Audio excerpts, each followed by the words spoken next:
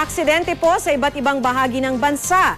Sa Talisay, Cebu, may bahay na nabangga ng isang SUV. Patay naman ang dalawang lalaki sa banggaan ng bus at motorsiklo sa Libmanan, Camarines Sur. Makibalita tayo kay Mav Gonzalez.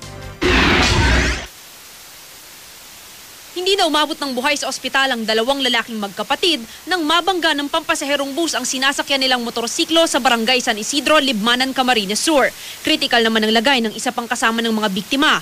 Ayon sa bus driver, biglang sumulpot sa intersection ng mga biktima kaya hindi siya nakapagpreno. Kung kita magmamaliw, dapat maingat lalo na sa mga araw na kurbada or junction. Dapat maingat. Wasak ang bahagi ng isang bahay sa Talisay, Cebu matapos masalpok ng isang SUV.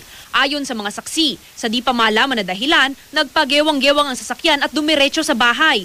Mabuti na lang nakatakbo palayo ang mga nakatira kaya walang nasugatan. Wala ring nasaktan sa mga sakay ng SUV. Sa Davao City, sugatan ng pahinante na isang truck na tumagilid sa highway.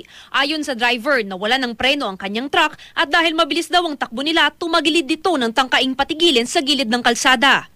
Mav Gonzalez, GMA News.